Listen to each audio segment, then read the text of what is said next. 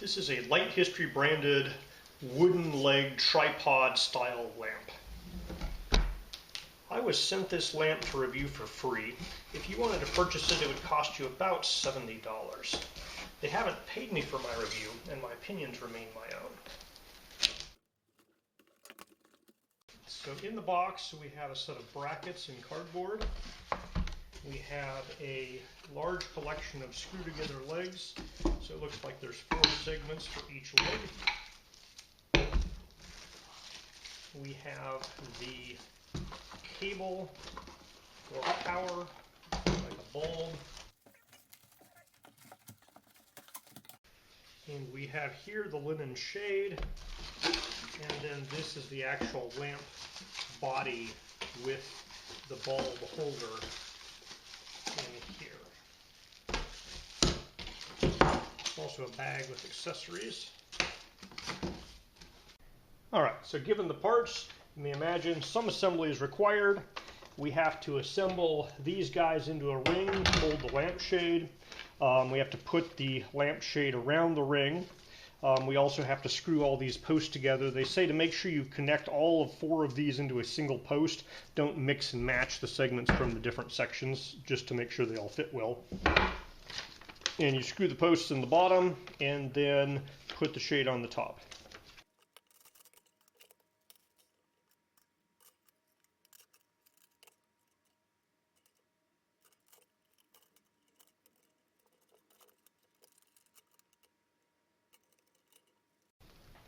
Alright, it only took me about 4 minutes to put together these 2 rings. They did give me 1 extra screw and 1 extra little plastic tube to connect them, so that's good. In case you lose one, you're okay.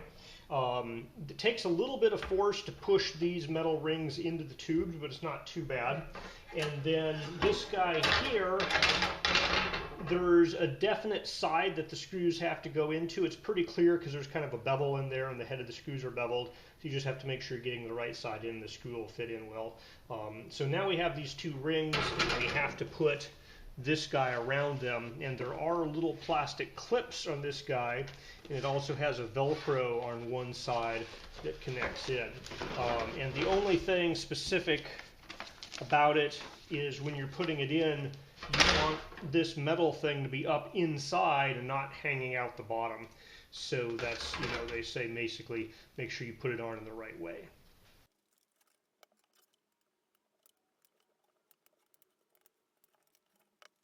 All right, that guy rolled up and got big pretty quick.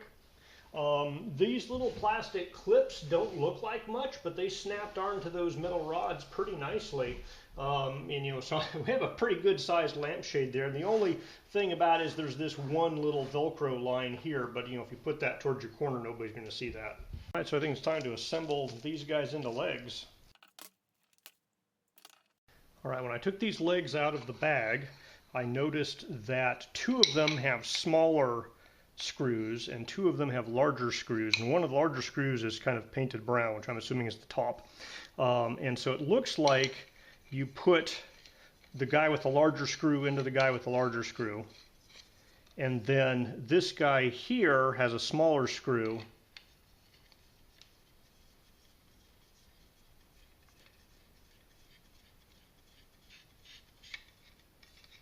and then this guy here that's the end piece also has a smaller screw.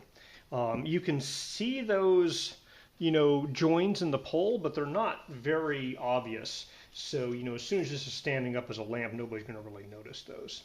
And as you take them out of the bag, the order of 1, 2, 3, 4 works. So if you kind of keep them in the order you take them out of this little shrink wrapped, it'll work fine. Now, because these last 2 segments have the same style of thread on the top, you could conceivably take 1 segment off the top and have your lamp be a foot shorter if you wanted a shorter lamp.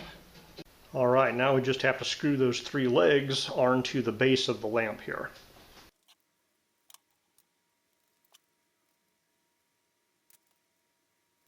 They provide these Velcro straps, and there's 2 of them to strap the power cord to one of these legs. All right, so there's the lamp base, and with this strapped going down the leg about a foot off the floor, you still have about 6 feet of cable to go off to an outlet. Alright, the bulb base here is an E26, it's max 60 watts. The E26 is basically your standard American light bulb, and they do provide an LED bulb in the box for you to put in here. Now before you put this bulb in, we're going to have to put the lampshade on with this plastic ring here, so you probably shouldn't plug it in until after you have the lampshade on. Alright, we've removed the black plastic ring, we left the metal ring on, and then we just place this guy on top of that guy and kind of center it. It's kind of, you know, it's kind of wiggles around a little bit, and we're just going to put this guy back in place. And then we can put the bulb in. As I said, you probably shouldn't plug it in until after you have the bulb in.